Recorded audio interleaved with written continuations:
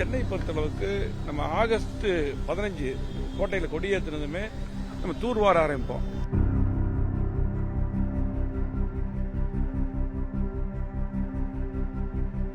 இதில் கிட்டத்தட்ட பார்த்தீங்கன்னா ஒரு 600-700 கிலோமீட்டர் சுத்தமாக இருக்கும். கிட்டத்தட்ட 800-900 கிலோமீட்டர் தூர்வாரணும்.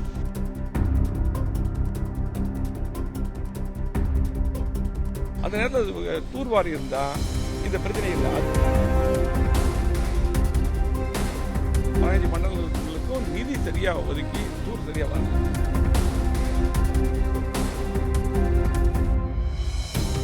இந்த புயலால் பாதிக்கப்பட்ட மக்களுக்கு இன்றைக்கு எங்களது பொதுச் செயலாளர் தான் உடனடியாக வந்து ஆறுதல் கூறினார். அதே போல அம்மா அரசு இருக்கும் பொழுதும் சரி, முதலமைச்சராக எடப்பாடியார் இருக்கும் பொழுதும் சரி, அதிகமான திட்டங்களை தந்து உடனடியாக நிவாரணப் பணிகள் முன்னெச்சரிக்கை நடவடிக்கை எடுத்து மக்களை காப்பாற்றணும். இப்ப இருக்கக்கூடிய அரசு தவறிவிட்டது. இனியாவது வருங்காலங்களில் முன்னெச்சரிக்கை நடவடிக்கை சரியான முறையில் எடுக்க வேண்டும் என்று கேட்டேன். மத்திய அரசு கூட ஒரு சுமூகமான ஒரு உறவோடு இருந்து தமிழகத்துக்கான நிதியை பெற்றிருக்கலாம். ஆனா அமைச்சர் திரு உதயநிதி ஸ்டாலின் தொடர்ந்து மத்திய அரசு கிட்ட இருந்து ஒரு முரண்பாடுகின்ற வகையில அவர் பேசுறாரு. அதை நீங்க எப்படி பாக்குறீங்க? மத்திய அமைச்சர் நிர்மலா சீதாராமனுக்கும் அவருக்கும் ஒரு கருத்து மோதல் இருந்துட்டே இருக்கு. இல்ல, அதுல உங்க கேள்வியிலே பதிலும் இருக்கு. மத்திய அரசை பொறுத்தளவுக்கு பாத்தீங்கன்னா எப்பொழுதுமே மாநில அரசு அம்மா இருக்கும்போது சரி, அதே போல இதுக்கு முன்னால் காங்கிரஸ் அரசு இருக்கும் போதும், அதே போல பாரதிய ஜனதா ஆட்சி இருக்கும்போது சரி, எந்த அரசு இருக்கும் பொழுதும் மாநிலங்கள் கேட்ட நிதியை முழுமையாக தரமாட்டார்கள். அவங்க ஒரு கணக்கு போடுவாங்க, மத்திய குழு பார்ப்பாங்க. அந்த அடிப்படையில் இருந்தாலும் நம்முடைய மாநில அரசுகள் உடனடியாக மக்களுக்கு எடப்பாடியா இருக்கும்போது, அம்மா இருக்கும்போது அப்படித்தான் மக்களுக்கு தேவையான நிவாரணங்கள், அதே போல உடனுக்குடன் தேவையான பொருட்கள், அதே போல சமூக ஆர்வலர்களை பயன்படுத்தணும். இப்ப இதெல்லாம் பயன்படுத்தல.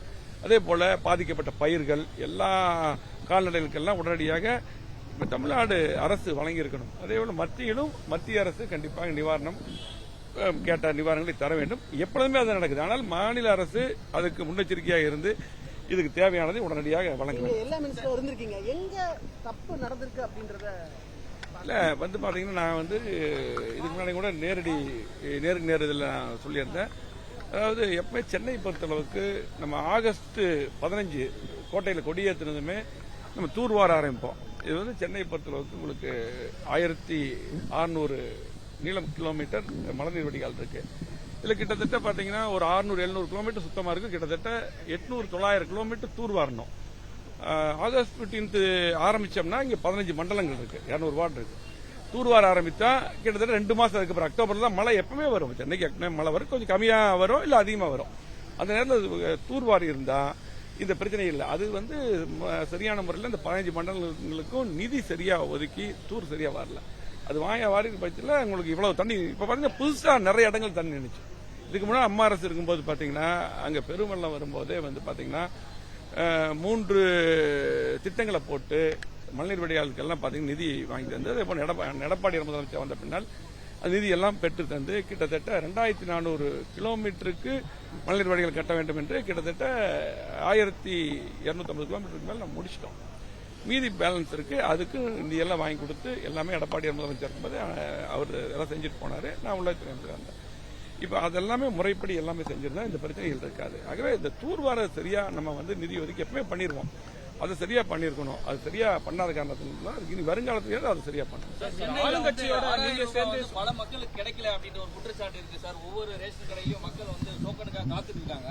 எப்படி பாக்குறீங்க சார்? எல்லாருக்குமே 6000 ரூபாய் தரேன்னு சொல்லி தான் கவர்மெண்ட் அப்படிதான் அவங்க அரசாணை போட்டதா சொன்னாங்க. எல்லாத்துக்கும் திறந்தா நாங்க பேப்பர்ல சேனல்ல எல்லாம் பார்த்தோம், நம்ம தொலைக்காட்சியில பார்த்தோம். கண்டிப்பாக சென்னையில பாத்தீங்கன்னா சென்னை, காஞ்சிபுரம், திருவள்ளூர், அதே போல தென் மாவட்டங்கள்ல அந்த நேரத்தில் நம்ம இது பிரிச்சு பார்க்க கூடாது. அந்த கடுமையான மழை தண்ணி வந்துருச்சு.